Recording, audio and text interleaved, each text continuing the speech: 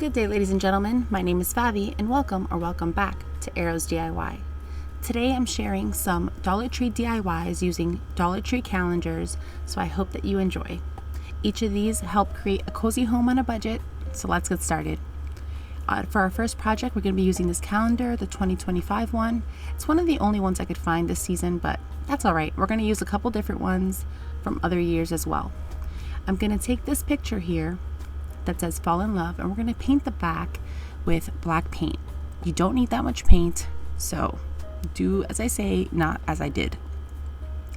We're going to set that aside to dry, and now we're going to take 3 of these oval shaped egg decor signs from Dollar Tree, and we're going to take off the little galvanized bunnies as well as the little hangers. Now I'm going to take some Mod Podge Multi, any Mod Podge will do, and I'm just going to put a good amount at the bottom of this sign and let that dry. Once that's fully dry, we're going to use my favorite iron-on method. So the calendar is going to be ironed on for this decoupage hack. And I'm going to use the iron, my mini iron, and some parchment paper to iron it down flat. This is the easiest way I know to decoupage these calendar pages because they're kind of finicky, so you definitely want to use this method for a flawless finish. And as you can see here, I just go back and forth, and if you see any wrinkles, just lay the parchment paper back down and iron it some more. If you ever see any wrinkles appear later, you could always just iron it again and the wrinkles will disappear. So now I'm going to use the little iron on the edges. You can also use a household iron if you don't have a mini iron. Don't let anything stop you from creating beautiful projects for your home. And I'm going to go ahead now and take this square from Dollar Tree and an X-Acto knife and just cut off the top edge there.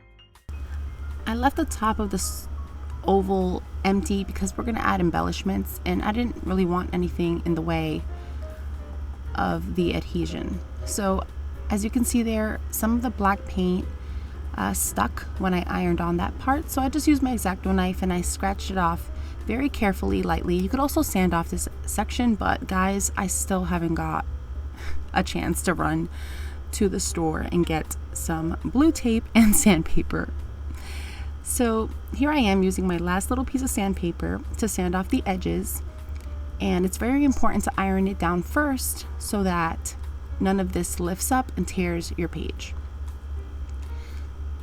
So as you can see here, I'm going side to side because that I used the gloss black paint on the back of the calendar page, and that was a little bit harder to sand down. So just use regular black paint. It's just all I had in my stash, but use any black paint on the back of the calendar page so that you can't see the calendar on the other side when you iron it down. So now I'm going to position them like this so that we're going to make a giant, huge wall decor sign. It's very big, it's very large, it's large and in charge. So I'm going to go ahead and just put this one in the middle of the 2 ovals because we're trying to make a pumpkin. And then I took the X-Acto knife and I scored the edges so that I know exactly where to adhere these once they're all painted. So I love this color. This chalk paint is called Fired Clay by Folk Art. And I took a really old brush and I just offloaded some of it onto a little piece of whatever, just offload it on anything. And then I'm just going to kind of heavy dry brush it because I do want some of that brown from the sign to still show through to give dimension. And as you can see here, I'm doing it in a curved formation to kind of make it look like a pumpkin. And I'm not going to add paint on the other side because we're going to have to glue it, and I don't want anything getting in the way of our glues. So as you can see here, I just go back and forth, and I do this for both signs. If you're new around here, I'd like to welcome you to subscribe if you're enjoying yourself.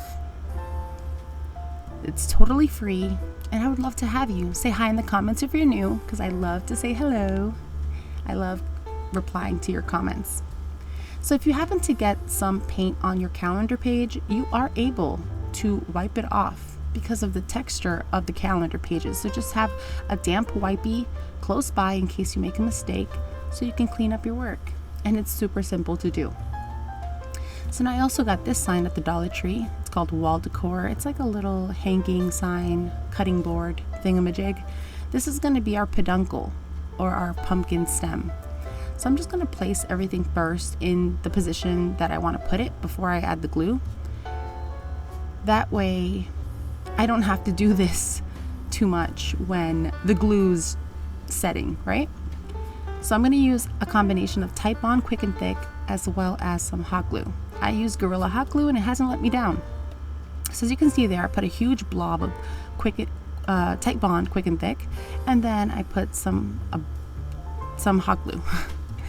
I like to put the hot glue in big clumps. That way it doesn't dry on me while I try to put the hot glue on another spot, and that holds it very secure. Now we're going to do the same thing to the middle oval, like so, and everything should be nice and secure. It isn't very heavy, but it is very large. So that's what I like about Dollar Tree crafts. They're large, they're fun to make, and always on a budget. So now we're going to add the 2 glues like so and press down real good to make sure everything is nice and tight.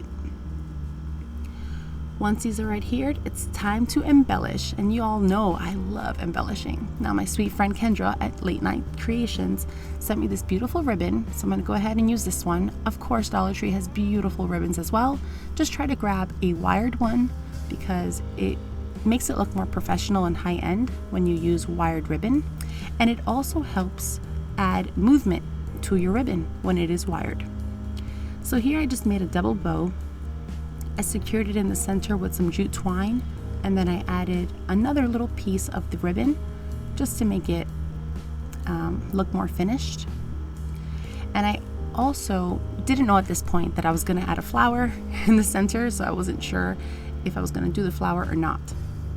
So now I took another piece of the ribbon and I formed it into a triangle to make a peak in the center, and that's just going to be extra tails for our little bow. But you do have to add the extra tails first and then add some hot glue and then add the bow on top. I was getting a little ahead of myself here. So then I got some of these beautiful silver dollar I want to say flowers, but I think this might just be greenery or orangey. So I'm going to go ahead and just use this one, and I took some of the orange ones as well as some of the yellow ones, and I'm going to put the yellow ones first. We're going to add a little bit of hot glue behind the bow, and we're going to add the yellow one. That way it kind of separates it from the orange chalk paint. And then we're going to add the orange one on top of the yellow one. I feel if you put the orange one on top of the orange, it might just kind of fade into the background, and we want these florals to sing. So I'm going to go ahead and do the same thing to the other side. I'm only going to show you what I do on one side when I'm gluing because I like symmetry. So I'm going to, whatever you see me do on one side, I also do to the other side as well. Once the florals are added, I like to trim down my ribbon. I don't trim down my ribbon till the end because I want to get the proportion right. And then I also added some antique wax to the stem to make it look a little bit more finished and rustic. So now I go in with some other greeneries from Dollar Tree. I just got these fall eucalyptus. So I'm adding some of those sprigs on there. And right now I'm just positioning them. I'm not actually gluing them yet. I'm just kind of playing around with it to see what I like. I also got some of these wheat picks, and that wheat pick had some grass as well as these wispy long pieces. So I also added those just for more texture and variety. And I do that for both sides. So once I like the placement, I'm going to go ahead and hot glue it, adding a little tiny bit of hot glue at the base and just sticking it behind the bow or right in front of that peduncle on top. And of course, you can use whatever greenery you have in your stash, whatever color scheme fits your decor, or you can just pick any color that is in the calendar page and bring it out into your florals. but I really like how this one's turning out. And this is how simple it is. Now, for the bottom of the bow, like the tails of the bow, I always like to put a little ripple in the tails of the bow to give some movement to the piece, and I think it's beautiful. Yes, you are not going crazy. It's actually an ice cream truck outside right now, so if you want some ice cream, you better go get the truck. And now I'm gonna fluff my bows. And this is the floral that I am obsessed with this season. It's such a beautiful color, and I go ahead and hot glue it right to the middle of that bow after I trim it down. And that's it for this one, guys. Let me know what you think about this one in the comments below, because I can fluff a bow forever. It seems. But here's this one. Let me know in the comments below if you would try this one. But I really want to know which one's your favorite. So look at the whole video and let me know which one of these is your favorite. Also, if you have a calendar in your stash, let me know which calendar page you would like me to create with, because I have a ton, and guys, I just need some ideas on what to use for my stash. All right, so for this next one, I'm going to be upcycling this wooden tray. I got this as a Christmas gift. It had like all the things in it. It was like a platter, like a cheese platter with like balsamic vinaigrette and stuff. Anyways, it was a pretty cheap construction, but I think it can be saved from the garbage. So I'm gonna go ahead and pull out some of these nails on the side. They were all warped and whatever, so I pulled them out, and now I'm gonna go ahead and give it a paint job in my one of my favorite colors called Seriously Gray. Seriously Gray. It's seriously, to me, it's not gray. It's throwing a blue. To me, it's throwing some kind of blue, but that's what the label says, so I don't make the rules. I'm gonna go ahead and paint all these pieces front, back, sides, everywhere. And I try to keep the one section that we glue together bare so that the wood can adhere better. Wood on wood with adhesion. Wood on wood is always better. It's always better to adhere bare wood to bare wood. So I try to keep the pieces that I adhere together bare. You see that I totally fail, but it's fine. We're gonna glue it together. It's totally fine. Now this here is the back piece of that tray, and I painted it white off camera, and now I'm adding a layer of the same Mod Podge multi. If you ever use this Mod Podge multi, it's very important to mix it up, because if not, it can stain your project. But what I love about this Mod Podge multi is that it's multi-surface, dishwasher safe, so I can wipe off this tray. We're gonna apply a good layer on here and let it dry. Now I'm gonna use this calendar called God Bless This Farm, and I've never used this one before, but guys, I'm obsessed with this. Look how beautiful these pictures are. It's from 2022, and you can see the colors are gorgeous. I picked this barn color because I thought the pictures reminded me of fall, and it's for the October page. So I went ahead and I ripped it up. Now, I'm having computer issues, guys, so I lost the clip here where it showed me ripping the edge, but I just used the square from Dollar Tree and I ripped it upward, and it gave me that jagged edge there. And just as before, I'm gonna paint the back of this calendar in the black color to help hide those numbers and the grid from the calendar page. So one Dollar Tree DIY pro tip is, if you're painting the back, not to let it slide. If you slide that paper, you could get some black paint on the front of your page. And if you do get some, go ahead and wipe it off with a damp baby wipe right away, and it'll slide right off. However, it's necessary to do this step to hide the calendar page. So now I already had Mod Podged this onto this just the same way with the parchment paper and the iron. And if you see those little wrinkles that are popping up there, just go on with the iron once again and just get all those little wrinkles off of there. And I did seal it with Mod Podge. Sometimes when you seal with the Mod Podge, that's when you start seeing the bubbles pop up. And if that happens, go in with this trusty tip and just iron it once more. Now, if you're ironing on metal, I would say keep your heat a little low, but since this is wood, I went in with my red. See the red light there? The red light indicates high heat on my iron, so I used high heat, and as you can see there, all the bubbles went away. So now I'm gonna take all these pieces and put them back together, and as you can see there, I try to leave that bare where the glue is gonna go so that it has a good sturdy construction.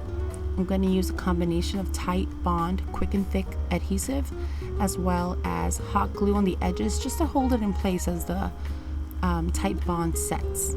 Now, I was having an issue here where my hot glue was kind of drying on me kind of quickly. So you'll see here what I do to remedy that. And if you get some tight bond adhesive in the wrong spots, just go ahead and wipe that off and no one will ever know. This little tray was a little finicky, but I think it was a great save from the garbage. This is the tip here. Use your heat gun. If you ever use hot glue and it'll just melt it right back in place and help it stick your pieces together. Just use your heat gun. I hope I said heat gun. Use your heat gun and it'll melt your hot glue and activate it once more. It'll also get rid of any glue drips if you have any, so it's a handy tip. And I just went ahead and added some tight bond to that little groove there. I wiped off any that was in the wrong spots, and guys, it was really simple to make this project.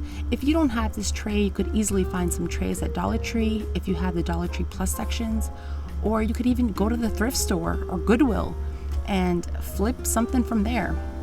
But this is how it turned out, guys. I think it's stunning. Beautiful from a Dollar Tree calendar. Who'd have thought?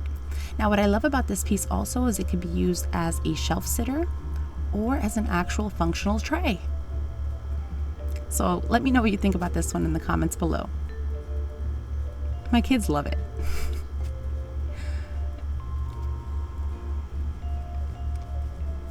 I got this little mug at Family Dollar, by the way. All right, so this next project, we're using the 2021 calendar. And even if you don't have this one, I've seen many versions of the same calendar. They like to reuse their calendar designs. So whichever one that looks like this would do just fine. I'm going to use this little picture here that says fall in love, and I'm going to cut it out with these tiny detail scissors from Dollar Tree. I love these little scissors. For $1.25, it is a good scissor. Can I get an amen? All right, now I'm using this tiny wooden, they call it plant poke. I got it from plaidonline.com. And if you guys want to get one of these, you can go ahead and use my discount code. It's in the description box below. But I'm just going to use some Mod Podge and my little Mod Podge brush, also from plaidonline.com. And I'm just going to stick it on. Very simple. Now, I do seal this after I antique wax it. But I'm going to go ahead with this the same sandpaper. I'm going to sand off the edge there. And how cute is this? It's so simple, but I think it's so cute. I took a little brush and I'm going to wax on some antique wax, and then I'm just going to leave it very concentrated like so. I'm not going to wipe it off, but if you want to, you totally could. But there it is, super cute. I poked it into a pumpkin for fall. I think this is such a simple DIY for fall decorating. And let me know what you think about this one. Now for this next project, I got this new one. This is from 2025. And guys, since when does Dollar Tree have the IOD kindest regard stamp? I don't know, but that was kind of cool. And I'm gonna go ahead and just cut off this January page. I'm gonna cut off the center here and fussy cut it. Now, I did not fussy cut on camera. I sat on my couch and I relaxed. I watched a show and I cut, because fussy cutting doesn't have to be so fussy if you're comfortable. So I cut off the center like so, and then I'm just gonna show you a little tiny bit here of what I mean by fussy cutting, just in case. I'm gonna go in with the little scissor and cut off just like so. And now you see here with the power of technology. It's all cut out. And my son, my little baby, ripped the paper. He was trying to give me something and he threw it on as I was cutting. So it is a little torn, but I'm not worried. I'll fix it. Now, this tray here was one of the projects from last year that I never finished. And I have already painted it. So I put some Mod Podge on the pizza pan from Dollar Tree. I let that dry, and then I used this paint color called Antique Copper. I let that dry, and then I put a coat of Mod Podge on there. And I thought this color was perfect because it has a little bit of that floral, that succulent on the side there. It's pulling that color out. So I thought it would be okay. Now you could cut the outside of the wreath as well if you don't like that shiplap look, but I wanted to make this piece fun. So I'm gonna go ahead and just fix that little edge there, making sure that that tear is not showing. And then I'm gonna press it into position and iron it down. And no one will ever know that it was, how will they know? How will they know there was a tear there? They'll never know. It looks perfect, like it never happened. So here I go section by section, starting in the center and just working my way around with the heat iron all the way around, and my parchment paper there to protect my iron and protect my project. If you don't use the parchment paper, it is possible that the calendar page will bleed. I have tried it before. You guys know I am a crafty rebel. I am a creative rebel. I don't like reading labels. I don't like those things, but I do it at times occasionally, and I've learned the hard way that your iron will get color on it and the colors will smudge. So pick up some parchment paper at Dollar Tree and protect your things. Once it was nice and flat, I'm going to go ahead and just crease the edges so that I know where to cut. Oh, and I must have seen a wrinkle there because I laid it back down and ironed it right out. Super simple. Now, as you can see here, I took my craft knife or my X-Acto knife, and I'm just gonna carefully cut it around. And I wanted this to be very artistic, so I'm gonna go ahead and paint the edge in some black paint in just a sec. And as you can see here, I'm gonna seal this entire project in Mod Podge Multi. So with Mod Podge Multi, it's very important to mix it up before you use it. I'm not sure if I said that already, but I've done this voiceover many times. So as I noticed, when I add Mod Podge, it does cause wrinkles. But like I told you guys, just iron it out and everything will be okay. Now, I don't know if this Mod Podge Multi was reacting to the first Mod Podge I had already put on there a couple of years ago, but it was like doing weird things in the center there. So I took a wipey and I wiped that off because I don't really need the Mod Podge in that section anyways. And I'm gonna go ahead and